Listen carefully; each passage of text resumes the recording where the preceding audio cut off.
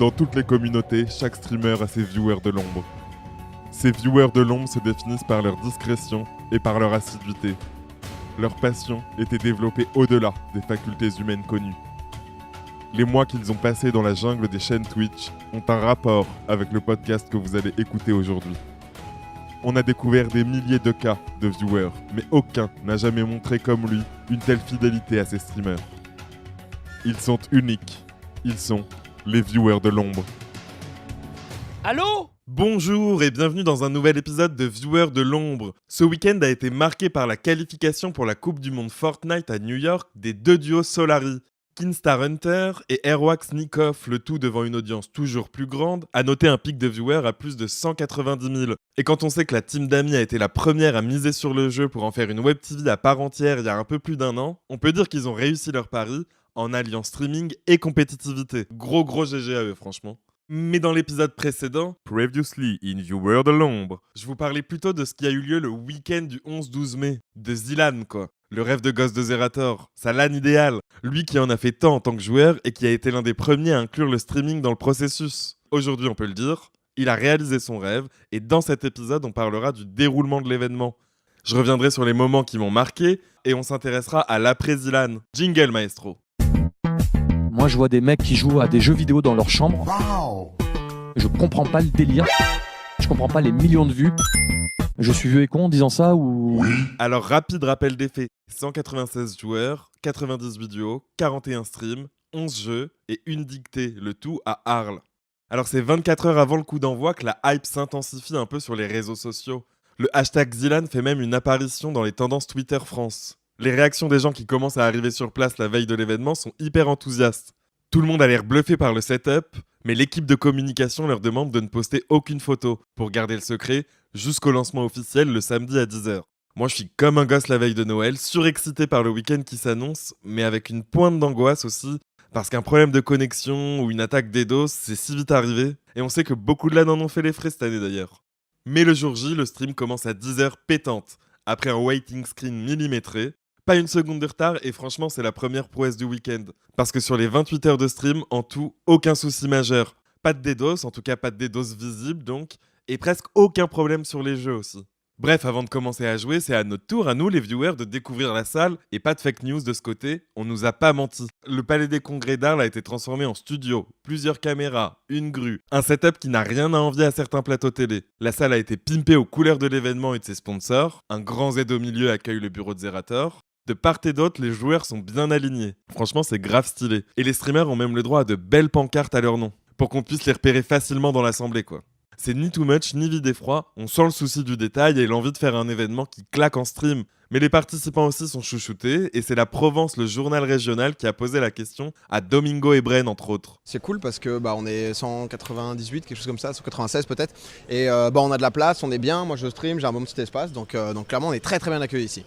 J'étais pas forcément sceptique de base, je savais que ça allait être vraiment bien, mais déjà on s'est senti un peu comme des rois en arrivant, donc c'était cool. Puis après là on est super bien placé, la LAN elle se passe super bien, en vrai c'est parfait.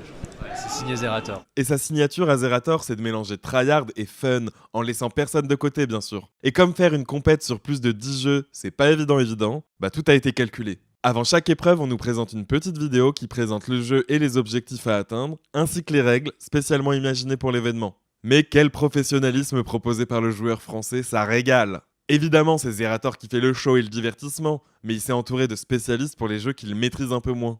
On aura le droit donc à Shazi pour World of Warcraft, Dwagby le spécialiste du Battle Royale pour H1Z1, TPK le survolté pour Super Smash Bros Ultimate, Mister MV et son bronzage Morandini, merci la piscine de l'hôtel, pour Disc Jam, Portal 2 un speedrun, et Worms bien sûr. Et le recordman du spécialiste qu'on a le moins vu du week-end, c'est Yogo sur StarCraft. Tout ça est très bien dosé, entre le fun et le commentaire technique, le viewer est satisfait. Bien sûr, je vais pas revenir en détail sur toutes les épreuves du week-end, pour ça je vous mets un lien vers le YouTube de Zerator, qui rediffusera l'intégralité de l'événement. Mais on peut s'accorder à dire qu'un des moments forts de la première matinée, c'était évidemment la dictée créée par Zerator, virgule ce salaud, virgule, qui a pris un malin plaisir à passer dans les rangs en s'improvisant prof de français, et il n'y a pas été de main morte le bâtard. Il conviendra d'éviter les coques cigrues de Hugolien, Il conviendra d'éviter les coccygrus de hugolien logoréiques. ASMR clavier. Et calme dans une LAN, c'est rare. Et un logiciel a été codé spécialement pour l'occasion par Gaming Campus, ce qui a permis de faire la dictée sur ordinateur et surtout de faciliter la correction. Et sur les streams perso, ça a beaucoup fait parler, notamment Xari. I-S-I-C-E. C'était ça le mot gros. Celui, c'est un pronom gros. Vraiment? I-C-E-L-U-I. Gros, c'est un pronom qui veut dire celui-ci, gros. Nique ta grosse daronne, personne dit ça. Et en parlant de daronne, d'ailleurs, celle de Xari a son petit mot à dire, je crois. Ma mère, elle m'a envoyé un mail avec des fautes dans la correction de la dictée au cas où. Mais... Ah ouais? Ouais. Ah ouais? Ouais. Elle était en mode c'est inadmissible. Non, elle a pas marqué ça. Quel boss, mais c'est une famille de boss, Elle a c'est ça marqué, qui est dingue. je suis en train de lire la correction, mais elle comporte 2 fautes. C'est un gag volontaire ou bien? Mais quelle famille de... T'as du sang royal toi dans les veines hein. Elle l'a détruit, Mais c'est un gag ou bien? Elle l'a détruit. Et ce genre de petits moments, on en a vécu plusieurs pendant le week-end grâce à tous les streams perso qui venaient s'ajouter au stream principal de Zerator. Tout a été pensé pour le viewer, des jeux qui s'enchaînent assez rapidement, pas de journée hachée, on a pu voir toutes les réactions en live et c'était super immersif. Bon, parfois peut-être un peu trop. Mon petit frérot, par hasard, c'est pas toi qui lâche des petits pets depuis tout à l'heure là? Ah non. Là, ce coup-là, c'est moi, c'est moi. Je te le dirai, sinon. J'aime bien me vanter. C'est le mec à ma gauche, à tout moment il prend un coup des artis frontal. On s'est bien marré, donc comme pour la remise des Bécherets, le 10 dernier de la dictée. Mais il y a eu beaucoup de tryhard aussi parce que personne n'est venu pour plaisanter. Hein. Et ceux qui veulent revenir l'année prochaine s'entraîneront encore plus car il y a vraiment du niveau. On se souvient notamment de cette fin de zone sur H1Z1 où Wingobert il va 1v2. Ils sont dans la zone et pas Wingo. Et ça, c'est l'information incroyable. C'est ça qui fait que. Il y a que le gaz qui peut vraiment. S'il a mettre, pas de smoke, il a perdu. S'il a pas de smoke, il a perdu. Sauf s'il en tombe un maintenant, mais Sauf, ils sont pas bêtes, ils vont jouer la Sauf ils vont s'il jouer tout safe. tape là maintenant. Là. Et si... Là. Me dis pas qu'il a... Non. Pourquoi il smoke? What? Mais quoi? Il lui offre la sécu.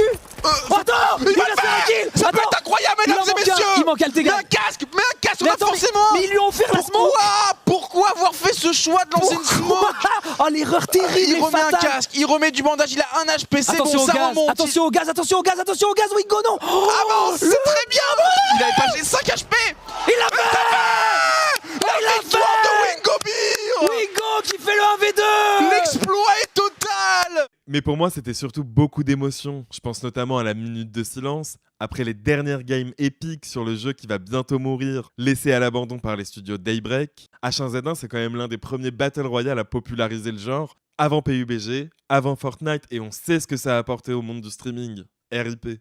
Et GG pour l'idée qui vient de Dwagby, il me semble, et qui a super bien rendu en live. 200 personnes dans un hangar qui se lèvent, qui font une minute de silence en se mettant la main sur le cœur. Je pense qu'on était plusieurs viewers à avoir des petits frissons à ce moment-là. Donc de l'émotion pour nous, mais pour les joueurs aussi, et je pense notamment à Skyheart, ancien streamer YouTuber League of Legends, aujourd'hui spécialisé dans Fortnite, et qui a tryhard ses grands morts pour ramener la coupe à la maison à base de Nocturne sur StarCraft entre autres.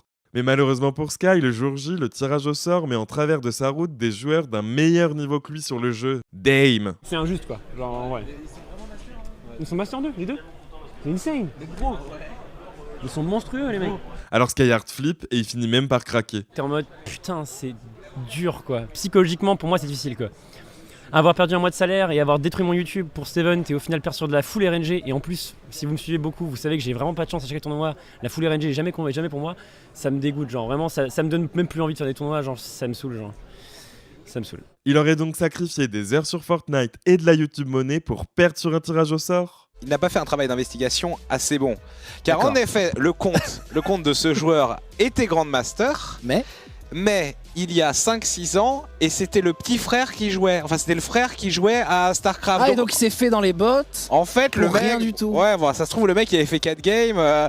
Moi, j'aurais été l'autre. J'aurais été l'adversaire de Skyheart. Excuse-nous, Sky, si tu nous regardes. Mais en gros, j'aurais dit non, mais mec, je suis trop chaud. Ça sert à rien de jouer. À la limite, forfait quoi.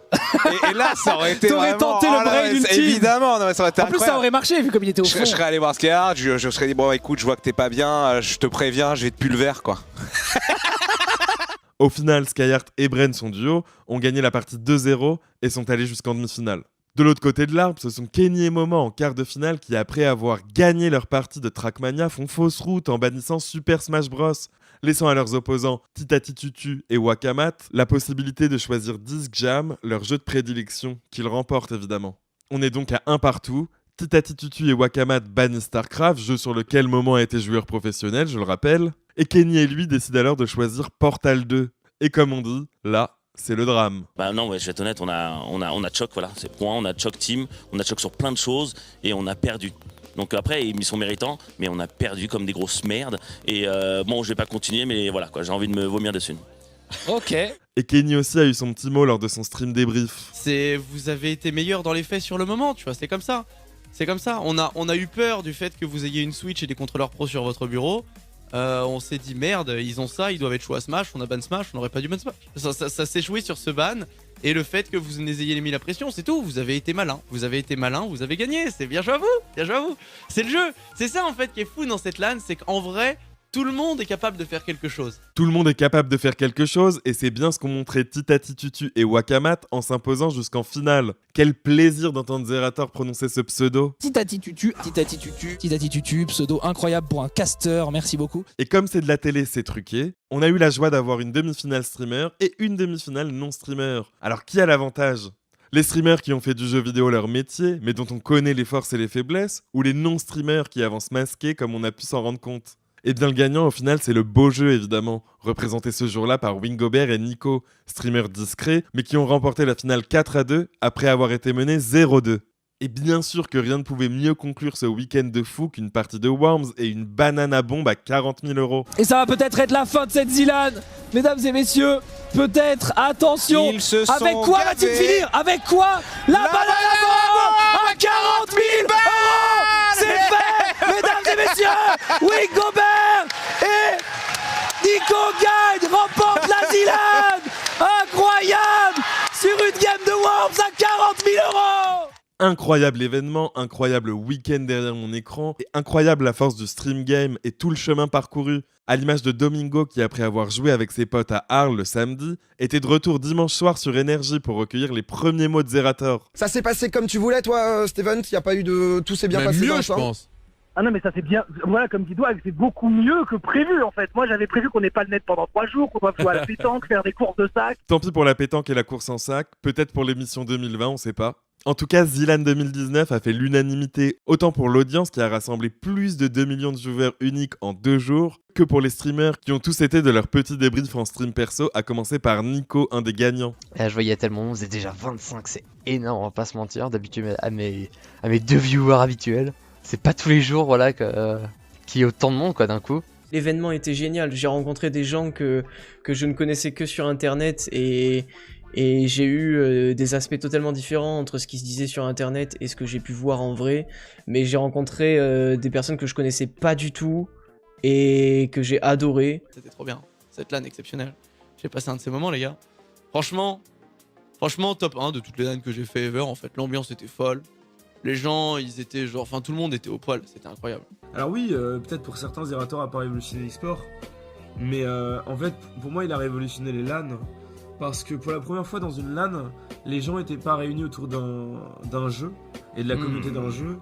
Ils étaient réunis autour de la même communauté de quelqu'un, en fait, de Zerator, en fait, simplement. Ou tout simplement du streaming français, en fait. Du coup, cette Zilan a-t-elle vraiment révolutionné le gaming? Pour toi, en tout cas, merci pour ce gros événement. Faut m'emmerder. Non, merci Volo, c'est pas du tout emmerdant. C'était évidemment une énorme révolution. Je pense que le monde a changé depuis, je pense que ça se voit. Et bah voilà, la boucle est bouclée par Zerator lui-même. Zerator qui est déjà passé à autre chose, puisqu'immédiatement après la fin du live Zilan, on a eu le droit à un teaser d'une des meilleures scènes post-génériques de Marvel pour annoncer la Trackmania Cup édition 2019, dans laquelle les joueurs seront en duo. Comme pour Zilan, c'est fou! Et j'ai à peine eu le temps de préparer ce podcast qui a déjà plusieurs maps jouables sur ses serveurs si vous avez envie de rager un peu. En tout cas, Zerator, s'il te plaît, prends un peu de vacances, prends soin de toi. Moi, c'est ce que je vais faire, parce que Viewer de l'ombre, c'est fini pour aujourd'hui. Et comme d'habitude, vous pouvez retrouver les liens des vidéos ou lives évoqués dans ce podcast en description. N'hésitez surtout pas à me suivre sur vos réseaux sociaux préférés, @ViewerPodcast, sur Facebook, sur Twitter et sur Instagram. Le podcast est disponible sur iTunes et Spotify. Vous pouvez liker, partager, noter, commenter, ça me ferait super plaisir. Je vous remercie d'avance et je vous dis à bientôt. Michel, toi et moi, on est si bien ensemble. Oh Michel, Michel et Daniel sont deux noms qui vont très bien ensemble, très bien ensemble. Je t'aime,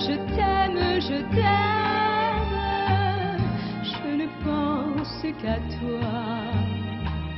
Pourtant les gens m'ont dit de me méfier de toi, car tu n'es pas ce que je crois.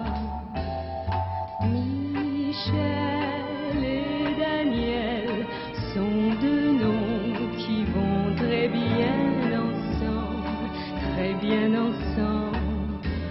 Je t'aime, je t'aime, je t'aime, et j'ai besoin de toi. Pourtant les gens m'ont dit de ton enfant, car tu n'es pas ce que je crois. Je t'aime tant.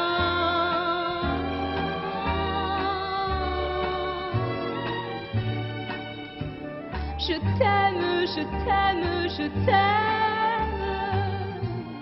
Je ne pense qu'à toi. Pourtant les gens m'ont dit de me méfier de toi, car tu n'es pas ce que je crois. Michel, Michel, toi et moi, on est si bien ensemble. Oh Michel, tous ces gens sont des menteurs, ils sont jaloux.